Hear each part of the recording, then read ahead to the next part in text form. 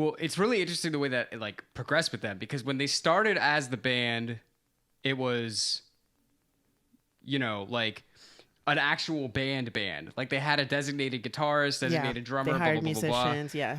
Like, and they were touring, and they were doing like the whole band thing as like a traditional kind of band. Who was on drums? One of their bands, CC, and not Coco Chanel. Oh yeah. Well, wow, that was it. Nice. So at Bard College, this was at Bard College before they moved to Brooklyn. They had a few bands, and Chevy Chase, Yes. from SNL, Yeah. was one of their drummers. Which is insane. Yeah, that's small world, Yeah, but that's why I had to ask that question. I was like, what did some of these people play for Saturday Night Live?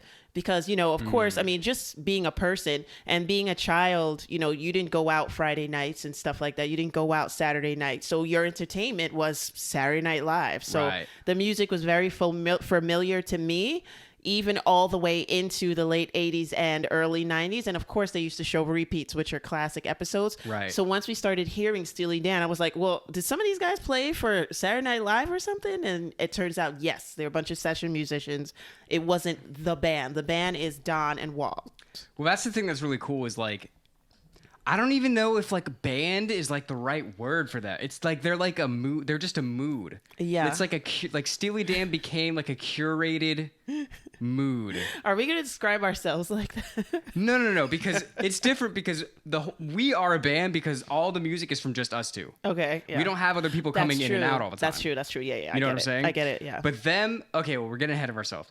Okay, so the first album, Can't Buy a Thrill, was when they were just classic, like a band. Yeah. Like they were touring. They each had like specific members doing specific roles.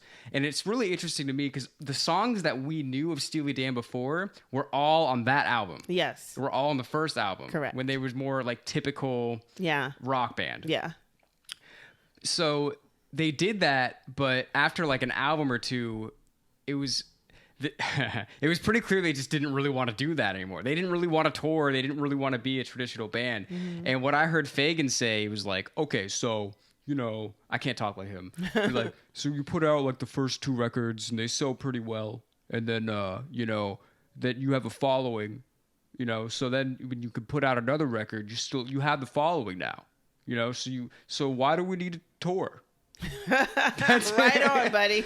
That's basically what he said. He was just like, I'd rather not, because again, they're kind of a little bit antisocial. Yes. So like they don't want to fucking be on the road all the time. They're like, let's just be in the studio making music. Yeah. So that's how it progressed. And that's not, they're not the first people that did that. Like the Beatles did that. You know what I mean? Yeah. But they brought it to a really cool place. Mm-hmm. Because I don't remember. Do you remember what album they stopped tour? I think Pretzel Logic was like their some around the time they. It sounds like they went for like. It was a few years. It's like 81 was the last time they stopped, right? And then they had the break, and then they got back together after Gaucho. Yeah. So maybe I would say it was probably like the second to the third album in that they stopped touring. Yeah, and I think Pretzel Logic is the third album, so that sounds about right. Because I feel like what's really cool for us, like we said, we reacted to 7 full Steely Dan albums on our Side After Dark channel. So you can literally go back and watch us and our appreciation and love of Steely Dan grow with every single video. Like it's documented. Like it's like anyone can see it. Oh my God. So that's pretty cool, right? Yeah. But it's super sick because I think they kind of hit their stride around Pretzel Logic. I think that's when they really like figured, like, this is what Steely Dan is. Yeah. You know what I mean? It's got my favorite Steely Dan song on it. Which is? Do you know what it is? No, I don't know what yours is. Night by Night. That one's hot. That one is hot. What's yours? It's like zero. I like don't laugh at me. I like Don't Take Me Alive. Why would I laugh at that one? Okay, because it's just so funny. It's like the guy's like held up. Oh, he's holding. Yeah, he's like held up or hold up. That's what they call it, right? Yeah. I feel like I'm speaking very slowly. I think there's a little delay between what the mic is picking up and what we're saying. You're crazy, man. Yo. But yeah, that's a really good one, and it's just really cool. I just love their whole persona because I kind of identify with it in a way because I feel like when I was younger, I used to go out and party. I was like never the guy that's just like getting too drunk and just like I would kind of be the guy that's just like observing, and that's kind of what they did. It never felt like they were judging. It always felt like they were just kind of describing what they were around. Yeah. And I think that's really interesting too, because a lot of their songs, they're talking about, like hookers on the street and like, junkies. And it's like, they were kind of like, if the party was New York City, yeah, they were the people in the corner. Yeah. You know what I'm saying? Yeah. Writing the theme, right? Yeah. Mm-hmm. So I just thought I always thought it was really cool how they did that. And they just were so different from all those other bands that we mentioned because of that. Like they were all just like swinging, like macho. And that was just never their thing at all. Right.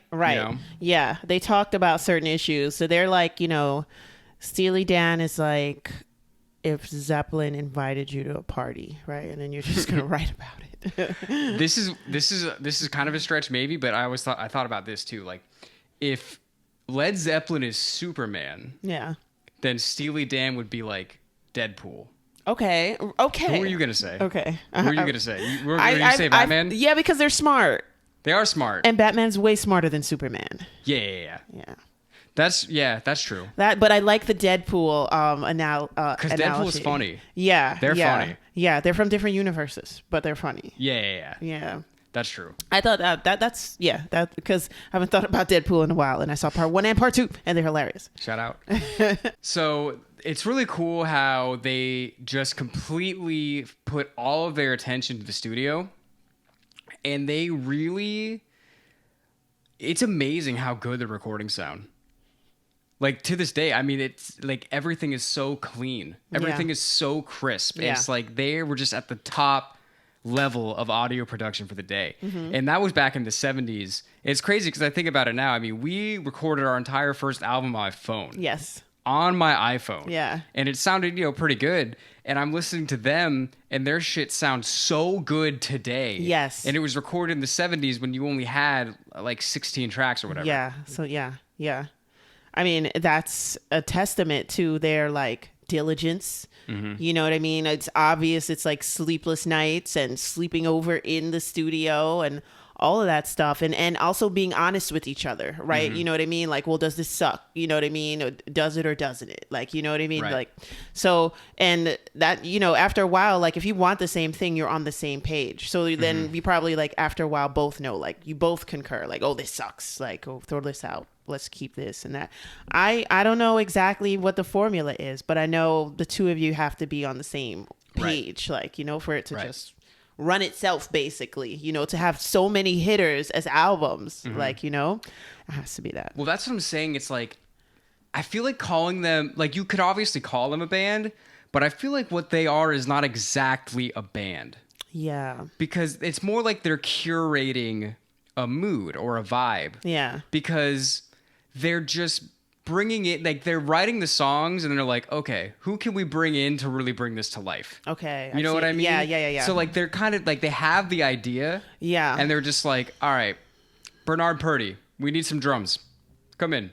What's his name? Larry Carlton. Yeah. You could play this solo. Hey, come here. So they're just grabbing all the best parts and all the best pieces. And Donnie and Walt are the only consistent factors. Yeah. So it's really interesting because like most other bands are just not like that. Most other bands are like, you got 4 or 5 people and it's always those 4 or 5 people until one of them gets kicked out for doing too much drugs or something. Oh. That's usually how it goes. Yes.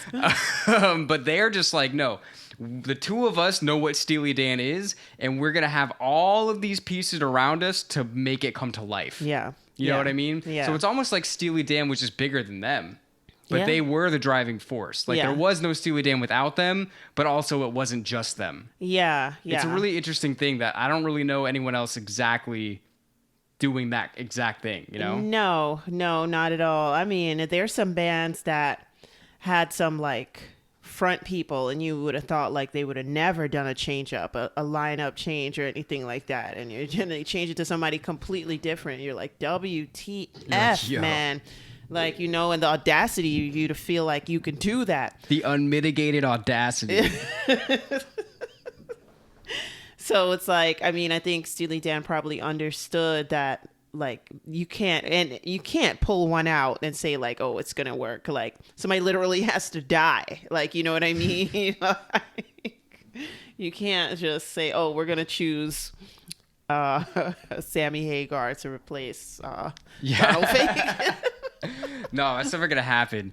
And it's so the way they wrote their lyrics was so cool.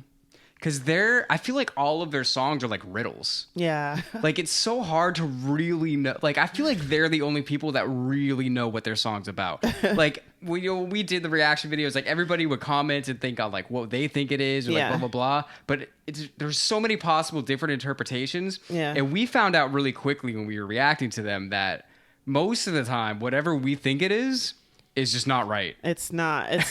Like, it's like they're like Jeopardy in a band, right? The way they write their songs, right? They're like, I'm a this, I'm a that, I do blah, blah, blah. I'm just, you know, blanketing all their albums, right? I'm this, I'm what that. What is an I'm LSD here. maker? Yeah, I'm there. I do this and that. And then you have to guess like what it is. Like, it's like weird, right? They're super intellectual, those guys. Yeah. I guess really that's what made them stand out. And like, I'm trying to think of a way to say this without sounding like mean.